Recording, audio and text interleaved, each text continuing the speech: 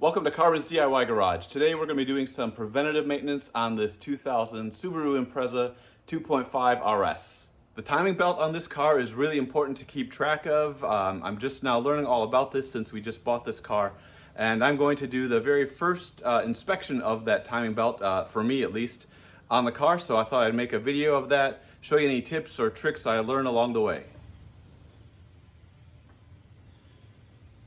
The first thing I'm going to point out for this timing belt check is that you'll notice that I have removed my cooling fans and the coolant tank, and that is because previous owner replaced the cooling fans, but not with OEM Subaru fans. They were actually Nissan fans, and the fan shroud went out to like here, and you have to be able to get a 22mm socket and a ratchet on the center bolt here so you can turn the engine.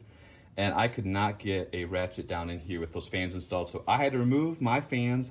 It's actually pretty simple. There's two 10mm bolts holding this fan, two 10mm bolts holding this fan, two 10mm bolts holding the coolant tank to the fan itself. You just need to remove those, and then two electrical connectors down there at the bottom, and they come right out. So if you have to do that, it's pretty simple, but just want to explain why I don't have my fans installed.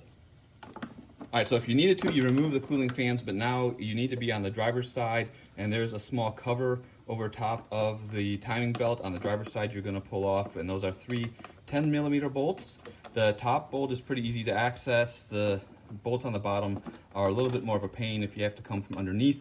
If you do remove the coolant tank, then you can, even with the fans installed, you can get to those bolts from the front, and if you don't have any of that installed, it's really easy to do from the front. But you need to remove those 10 bolts, remove that cover, and then on the passenger side, there is a rubber plug, and that is covering up the center of the pulley on this side. And so what you'll be doing is you'll compare timing marks on these two pulleys. So you need to pull this plug out as well.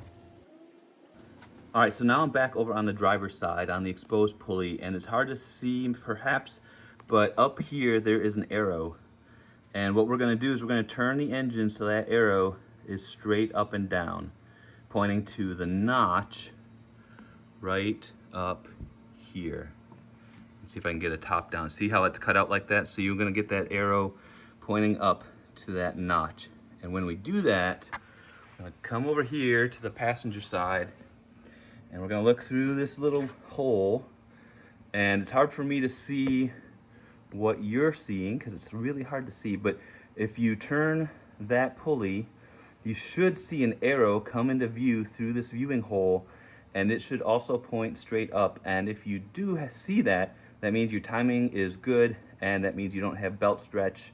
And so then just take a look at what part of the belt you can, make sure it's not frayed or ripped or anything like that, and then that tells you got a good belt and you don't need to replace it. So I am going to turn the engine and see what happens. Now to turn the engine, we are going to use a 22mm socket. We're going to turn the center pulley, the camshaft, clockwise, and that will rotate everything on that timing belt. And we'll just rotate it a little bit, and we'll be checking the pulley on the driver's side, and we'll stop turning the engine when that arrow is straight up and down. All right, so we have turned the engine, and you can see that that arrow is now pointing straight up to that notch, or as close to straight to it as I could get. And so let's go check the other side. And if we look in through the hole, sure enough, that arrow did show up. And I know the camera, let's see if I can get it actually parallel with the cover.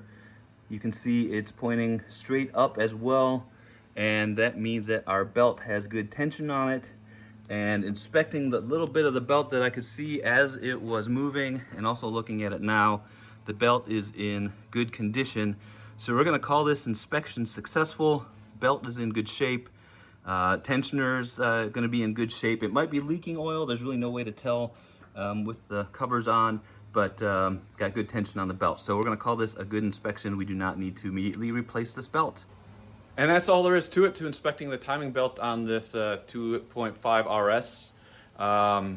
If you don't have to take the fans off and the coolant tank, it's actually pretty straightforward and pretty quick.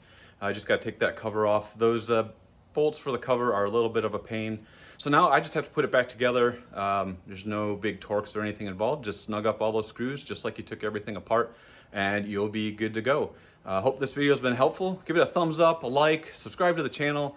There's actually going to be quite a few of these Impreza videos coming since we just took ownership of this car, and it has it says 2023, and it was a 2000 vehicle, so I just got 236,000 miles on it. So there's a lot of stuff has happened here in the past, and we're going to keep it in good condition, take good care of it. So feel free to, well, I encourage you to subscribe to the channel and watch what videos are to come.